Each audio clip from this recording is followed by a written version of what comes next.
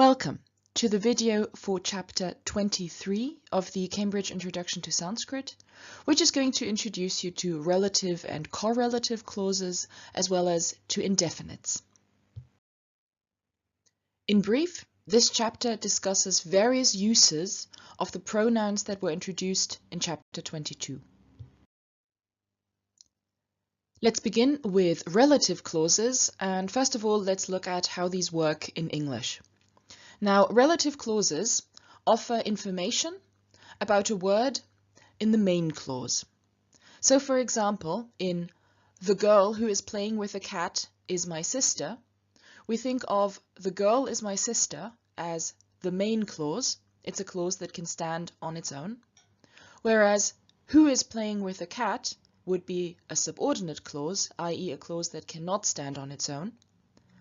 And specifically, this subordinate clause is a relative clause, which is a subordinate clause that gives you more information about one particular word in the main clause, and in this case, specifically, it gives us more information about the girl. Who is playing with a cat tells you more about who the girl is.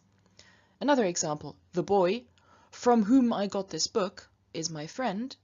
It contains the relative clause from whom I got this book, which tells us more about the boy. Likewise, in I already finished the chocolate that we bought yesterday, that we bought yesterday is a relative clause that tells us more about the word chocolate. The word that a relative clause refers to is called the head of the relative clause, and in the examples that you see here, those heads are always in italics. Finally, note that in English, the head precedes the relative clause, i.e. stands before the relative clause in the sentence as a whole. In Sanskrit, on the other hand, relative clauses have the same function as in English, but there are a few formal differences in how relative clauses are phrased. First of all, the head noun of the relative clause frequently is included in the relative clause itself. The relative pronoun, furthermore, is usually picked up by a form of the personal/demonstrative pronoun sach tad in the main clause, and relative and demonstrative pronouns do not need to stand at the beginning of their respective clauses. And thus, the English sentences that we were given earlier might look as follows in Sanskrit if we translate them literally. Idiomatic English, the girl who is playing with the cat is my sister. In idiomatic Sanskrit, but literally translated into English, could be rendered as which girl is playing with the cat? She is my sister. So what we have here is the head noun, girl, not appearing in the main clause, but appearing as part of the subordinate of the relative clause, which girl is playing with the cat. And which girl in the relative clause is then picked up by she, by the pronoun she, in the main clause. Likewise, the boy from whom I got this book is my friend could in Sanskrit literally be expressed as from which boy I got this book, he is my friend. So again, the boy from whom is changed into from which boy, i.e. the boy is inserted into the relative clause, from which boy I got this book. And from which boy in the relative clause is then picked up by the pronoun he in the main clause. And finally, I already finished the chocolate that we bought yesterday could be rendered as which chocolate we bought yesterday that I already finished, again with the with the head noun chocolate inserted into the relative clause, which chocolate we bought yesterday, and then picked up by a pronoun at the beginning of the main clause, that I already finished. Or we can play around with word order quite a bit. We bought yesterday which chocolate? That I already finished. So which chocolate does not have to stand at the beginning of the relative clause. Which we bought yesterday chocolate? That I already finished. So which, the relative pronoun, can stand at the beginning of the relative clause, doesn't have to. It can stand together with a noun that it refers to, chocolate, but again, it doesn't have to. And to look at an actual Sanskrit example of a sentence containing a relative clause, let's look at this excerpt from the Mahabharata. We have Yach atmana apatrapate birshon narach sa sarva lokasya guruh bhavati uta. Yach, who, atmana, by the self or by himself, apatrapate, turns away, birshon, especially, narach, man, sa, he, sarva lokasya, of the whole world, guruh, teacher, bhavati, becomes, uta, even or also. In the first half of this, atmana apatrapate literally means turns away from himself, but idiomatically this is used to mean be modest about himself. So the first line literally reads, which turns away from himself, especially man. So which man is especially modest about himself? He becomes the teacher of the whole world.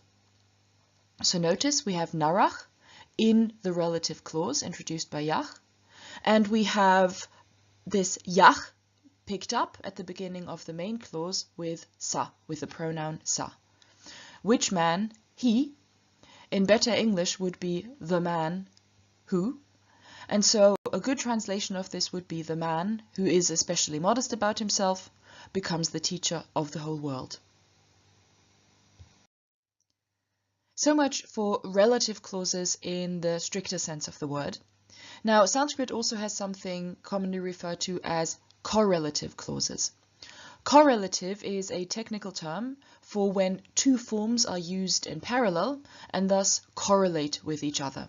And strictly speaking, most Sanskrit relative clauses actually are correlative because the relative pronoun is paralleled by or correlated with a demonstrative pronoun in the main clause. So in the relative clause we have yach, and in the main clause we have sach, who, he.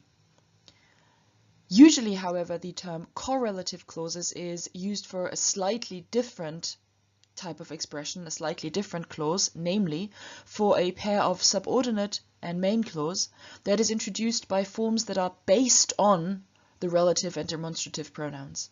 So, for example, rather than getting yach, sach, we might get a pair of words such as yada, tada, when, then, as in yada smayasi, tada tushyami.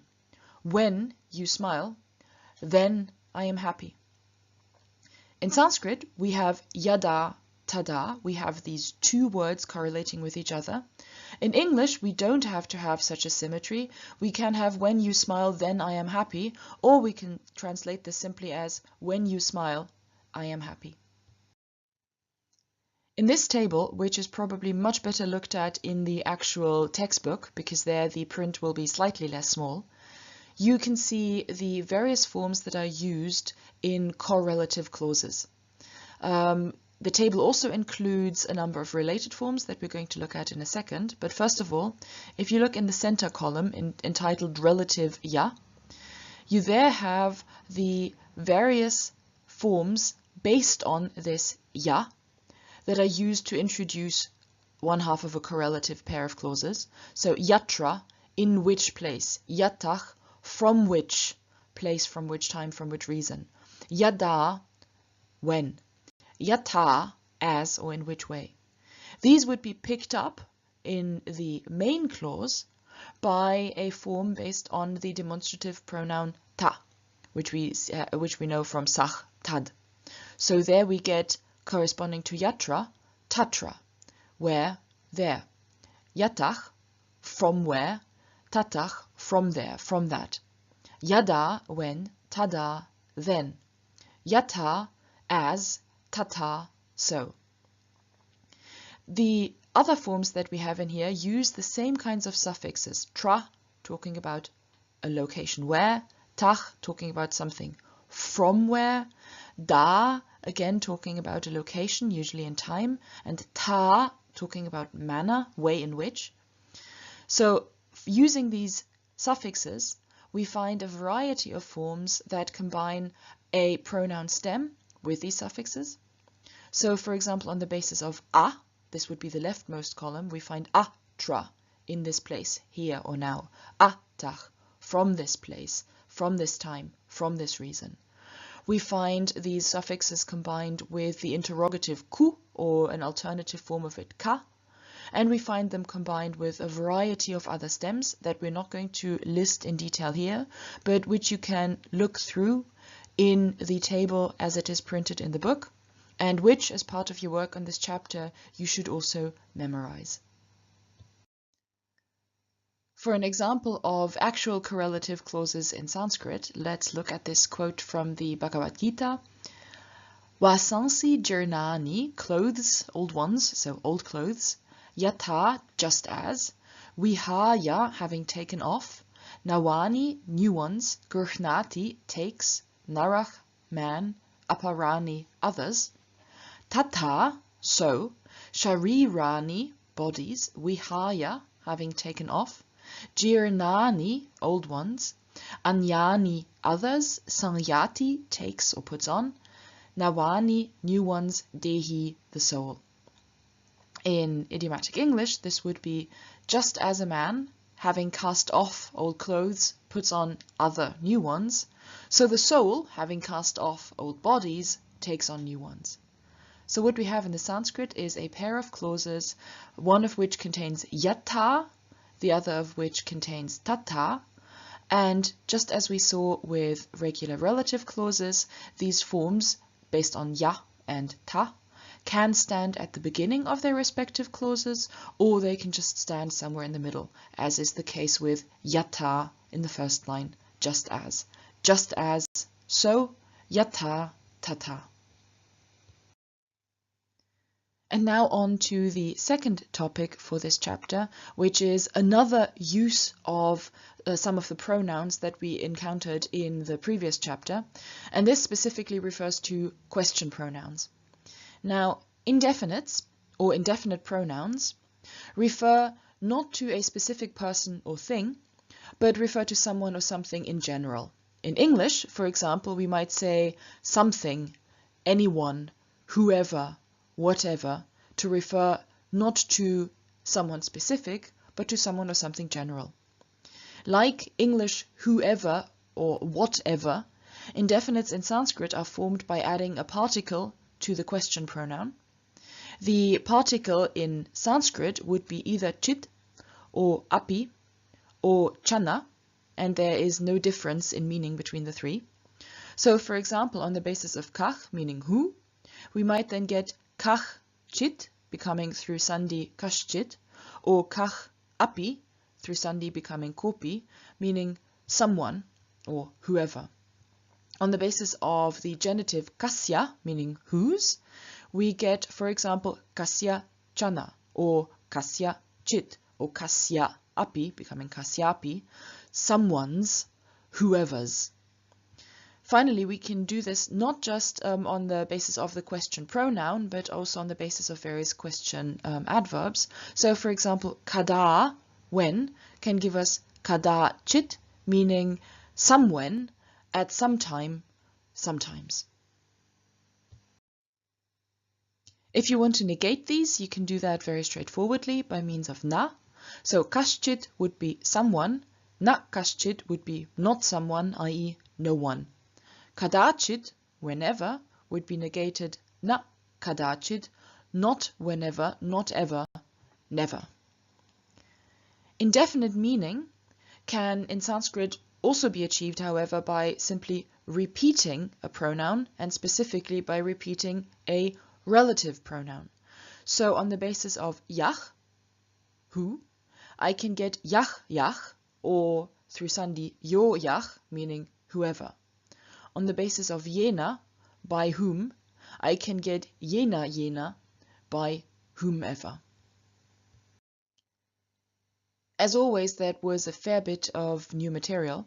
What you should do now is make sure you understand how relative clauses work in both English and Sanskrit, and learn how to translate Sanskrit relative clauses into English. And in order to do that, you need to understand how these work in both languages.